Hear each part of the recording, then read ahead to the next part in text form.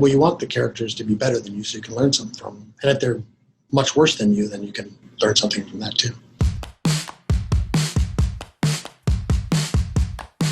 Well, Grosse Pointe Blank was the first film that I actually made myself. I wrote the script and was a producer on it. We were working with Joe Roth at the time, who had run Disney, so he was a great friend to me and to filmmakers. And so it was a great time. The studios were still making weird movies like that probably wouldn't get made today. So I sort of wrote the character and for myself, and we hired George Armitage, who had made a film that I really liked with another psychotic lead, Miami Blues, with Alec Baldwin in the lead, Alec Baldwin and Jennifer Jason Leigh. So I thought he understood the tone that I was going for. And then we wrote parts for Alan Arkin and Dan Aykroyd and Minnie Driver. It was a good time. So that was the first kind of film that I produced. When I started to become a kind of filmmaker, what I would do is I'd get the script sort of 70, 80% done, and then I would know that you're going to have all these great actors coming in. They're going to have great ideas. So Dan Aykroyd's going to come in, and he's an improvisational genius, so he'll come in with, stuff from the Book of Revelations and crazy stuff. Hey, mental telepathy, astral projection. Here you are. Right. What do you want? So you want to kind of get the script sort of pregnant, but not fully done, and then just sort of let the actors finish it. They all came in and had things that they wanted to do, and I was happy to, let them know. Alan Arkin came in and said, let's rewrite the scene before we shoot. And some of the other producers they were worried. I was like, don't worry. That's Alan Arkin. Anything he's going to do is going to make this thing even better. Whatever level it's at, it's going to go up 2 or 3 levels. Don't kill anybody for a few days. See what it feels like. I'll give it a shot. No, don't give it a shot. Don't shoot anything.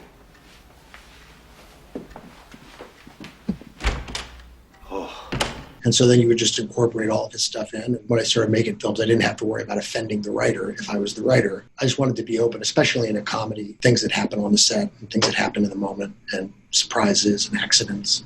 So it's really just sort of not only being open to those things, but actually cultivating them.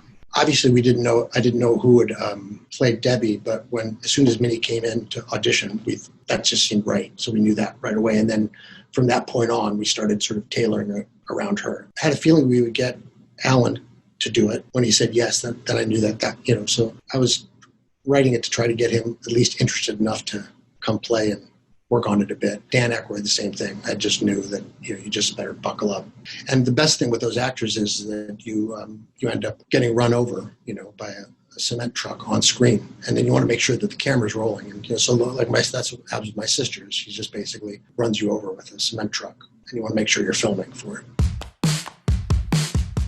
Brian's life he was in a kind of a musical arms race with the Beatles, where John Lennon, Paul McCartney, Harrison, Ringo Starr, and those great producers were creating these sounds. And there was Brian writing for all the Beach Boys with one ear. From about 18 to 26, he was either making a film, making an album, they were on TV, and then he really sort of went away and sort of went into a bit of an abyss for a while. When he emerged from that 15 years later, that part of his life wasn't chronicled or filmed, or it was secret. So I was very lucky that Brian and Melinda gave me access to them. Let me ask a lot of questions and let me hang out with him and try to find out what that was like for him going into that dark place and then coming out of it. And also just trying to have a sense of getting a sense of who he really is. An incredible combination of things. He's the most vulnerable, sensitive person you could ever meet, almost like a heart with 2 legs. But then he's also very tough, really tough, and really committed to his art and what he wants to do, and really, really tough. So he's this strange combination of things where, it's almost like water and steel. And he's a kind of a wizard and a bit of a magician in so many ways. When he's talking to you, he'll talk to you and he'll sort of look above your head like he's seeing colors or something. I don't even know what he sees, but he's definitely a heavy kind of cat in a lot of ways. He said he was happy with it, which made me really happy. Are these your shoes? What? Yeah, they're my shoes. I didn't want to, mess up the car because I jog. See, I jog on the beach, and I get sand in my shoes, So. Well, that's very considerate. I also get sand in my socks, and I had holes in my socks, so I did make a mess. Anyway, so I'm sorry about that. What are you going to do? The project came about because I had made Grosse Pointe Blank at Disney with Joe Roth and Kathy Nelson. And then Kathy called Joe and said, we have this High Fidelity project. And he said, why don't you get John to write that or adapt that? And so Joe and Kathy called me and they said, what do you think of this book? And I loved the book. And I said, oh yeah, I could do that. And I read the book and I thought that I could adapt it for Chicago, because the only difference really was when I was growing up, we were obsessed with like English, like the punk, the new wave stuff. And in the book, they were obsessed with Wilson Pickett and Solomon Burke and all those kinds of sounds. But besides that and the accents, it was the same guys and it was the same kind of story about male insecurity and insanity. So I knew the record store where I grew up and I knew those guys and I knew everybody. You just have to take away the British accents. I thought of sending it to Stephen Frears, who I'd worked with, and he liked the idea, and then he came aboard to do it with us. I sort of had a little secret information because I'd worked with Tim Robbins a lot, and he had an acting company in LA that did a lot of cool radical theater called the Actors Gang, and I'd worked with them. And so during some of those midnight shows, I'd seen Jack play with his band Tenacious D, and he hadn't really had that great breakout role yet, but I knew how talented he was, and I knew what a great musician and singer he was and how hilarious he was. So in the book, when Jack's character finally plays at the end and kills it, I knew Jack was as soon as I was writing, I knew Jack should be Barry. Jack didn't know that, but so I had to convince him. But I think he thought maybe me and Steven were scary at first, or we might be like scary people.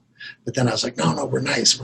So I think he might have been a little bit spooked by like Steven, because Steven, he's this British guy, and he just sort of looks over you and studies you, and he's super intense. And so I said, don't worry about him. Finally, Jack said yes, but I knew it was perfect. And I knew that I knew what the rest of the world didn't know, which was that Jack was a brilliant comedian and a brilliant musician. I knew that it would just sort of, that part would just explode. And just happy for him. He's such a great guy, such a great actor. I've been really trying, baby.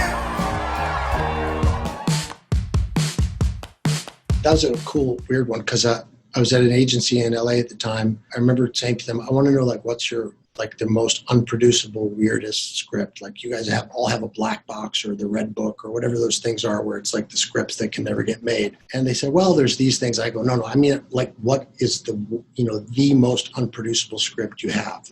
I want to know, like, what's your jewel of kryptonite for commerciality?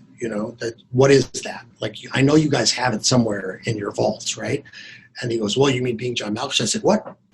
And then, and literally I found the script there and I said to them, okay, here's the deal. Because I read the script and it was insane. So I said, I want to be first in the door to the financier whenever if this ever gets made. And if you guys do that, I'll stay with you. And like Indiana Jones, like I'd found this, I'd gone to the jungles and found this rare treasure. It was just good. It was like kind of being in a Wonka funhouse all the time. And so I do remember they had a chiropractor on set because by the end of the day, everybody was all twisted. So everybody get cracked at the end of the day. Charlie's script was so brilliant that it was kind of perfect tonally. But, even within that, there were still things that you'd come up with on the day. And like I remembered the character in the film that Malkovich is friends with was, in the script, it was Kevin Bacon. And so John Malkovich and I were talking and then we said, the guy you should really get is Charlie Sheen. John just started laughing at the idea that, in his great hour of need, he would call Charlie Sheen to come over and confide in. So there was still some give and take in that way. It was great fun to make that film. Great fun. I'd seen John Sayles' film Mate One and Brother from Another Planet. He was a guy that I admired a lot. So I heard about the project and he wanted to meet me and he offered me the role of Buck Weaver. And I knew a lot about the Black Sox history, and I'd grown up going to the Wrigley Field and the old Comiskey Park. So, and the old Comiskey Park was where the Black Sox had actually played. So I knew all about the history, so I was very excited to do it.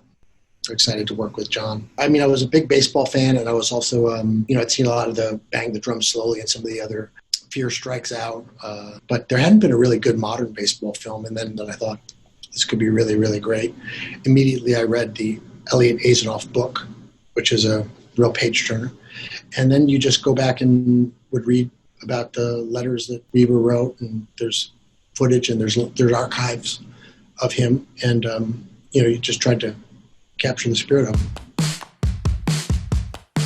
Roland Emmerich asked me to do it, and I read the script and thought it was pretty wild and outrageous, and I knew it would be sort of a huge movie. But I really liked Roland. He was a really great guy to work with, very collaborative and very interested in your opinion about things and how you can make it better. So it's always interesting working with people like that. And what I thought was interesting about him as well is that the sets and the scope of the thing were so complex, but he managed it so effortlessly. So he would have huge sets with, you know, cars and trucks and boulders and all that stuff, but then in the back of the set would be a green screen. So it wasn't all green screen, which is people in front of the green screen. It was a mixture of sets with green screen. And then he would have 3 or 4 different cameras, but he would manage to do these things every day. Like he'd have an entire city block that would be on moving machine or a shaking machine. So you'd have a limousine driving on a city block, and you'd see a white picket fence, and you'd see 4 houses, and it would all be shaking like it was an earthquake. And, you know, somebody had to make that in Vancouver, a football field worth of, you know, movable stuff that can do that. And it seemed like every day you'd come on and there'd be another massive, major contraption that he would just be like, all right, let's go. And he would have it all sorted out. So just technically kind of an amazing, brilliant kind of filmmaker that way. He would say, you know, he'd say, like, I think today, you know, you're getting out of this thing and you're running and there's this huge ash cloud and it's the size of like Las Vegas and you're running and I think you're really scared. I go, got it. So he did a lot of Harrison Ford, like running away from things. That was interesting. There was a Sony thing. I did a couple things for Sony, and I think John Calley was running the studio then, who was another great executive. And James Mangold had the project, and he asked me to do it. And the whole thing sort of centered on the reveal at the end of the 3rd act. And if you sort of had disguised it well enough, it would really be shocking. And so it's kind of fun to have everything, to be on a tightrope where, you know, if you screw it up at all and the audience knows what's going on, the movie's dead. But I think we seem to manage to pull it off. I was very excited to work with Ray Liotta, who I'd always admired. I think also, like, when you're if you're doing a thriller or kind of a psychological thriller, you know, you sort of withhold information about the characters, and so people are leaning into it a little bit. So it's a little bit more of an austere thing where you're playing silences and are working with the ambiguity that people don't know who the person is. And so it was more of a kind of a straight leading man role with a twist, because as it went on, you realized that people weren't who they assumed to be. That was it was a strange one. When I was in high school, I was a big fan of Jim Thompson, and I remembered Jim Thompson made the Kubrick film, The Killing. I was a huge fan of Jim Thompson's stuff, and I tried to option the book as a kid because I thought I'd love to play Roy Dillon. And I thought the whole thing with the mother and the edible kind of theme there was very intense and cool and twisted. And then as I got older, I found out they were going to make the film and Stephen Frears was going to make it. And I think I'd made Say Anything a few years before, so I was a little bit hot in the business at the time. So he met me and just sort of walked around and stared at me and then asked me to do it. I always loved the movies about the con and the grift. So it was great to do that and to work with that kind of source material, which is as good as it gets. To work with Angelica, Houston, Annette Bening, Stephen Frears. I felt like Jack. I was like, oh boy, I'm with the big boys now. I'm scared. I think the Dostoevsky quote at the beginning, that you can know all you need to know about a civilization by looking at its prisons. So I added that to the proceedings. But then it was such a crazy kind of whacked out cartoon that I thought all these people on the plane are so eccentric and crazy. So I said, what can I do? So I thought, well, what I'll do is I'll be the first non-biblical action star. You know, Charlton Heston did a lot of stuff like with no shirt and sandals, but I've never seen a modern movie with a action star wearing sandals. So I wore Birkenstocks. So that was sort of the extent of my thinking on that one. Once I had the sandals, I think everything came from there. When I did 1408, I love being in that Stephen King mindset. You know, he doesn't get the credit as a writer that he deserves because he draws, you know, that was I don't think it was a 20-page short story, but it filled up 2.5 hours, and it could have filled up 4 hours. It was like walking into Doctor Who's telephone booth, and you see this small little thing, but it's just got way more space in there than you think. That's sort of the way his writing is. But it came about, and I read it, and I thought it was really interesting, and I just thought it had that feel that Identity had, where it was like a supernatural psychological thriller, or even like in that Being John Malkovich way, where it questioned like what ground you're actually on. I love that sort of that element more than the jump scares or the gore. I like that Rod Serling kind of psychological supernatural horror. It was a thing where I was sitting at, and this happens sometimes, you just get a phone call. Somebody will say, do you want to come to China and do an action movie with Jackie Chan? You're like, excuse me? What? Yeah, I'll go. That just sounds like way too crazy an adventure to pass up. Of course I'm going to go do that. And this was sort of like that. Gillian Flynn had reconceived this show Utopia, and she wanted to shoot in Chicago.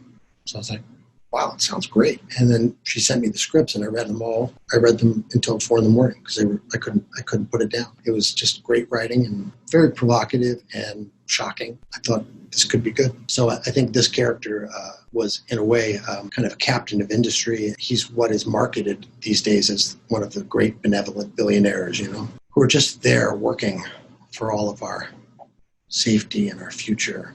Glorious, unified, multiracial, democratic, green, new world that we're all moving towards. So it's set up that way. And then, as usual with Gillian, however you think you've pegged it, the floor's going to drop out, and it's going to drop out another 6 times after that. To me, it was a good take on this idea of change coming from the apex of power down, from the 1% of the 1% down. It was a good twisted take on all that.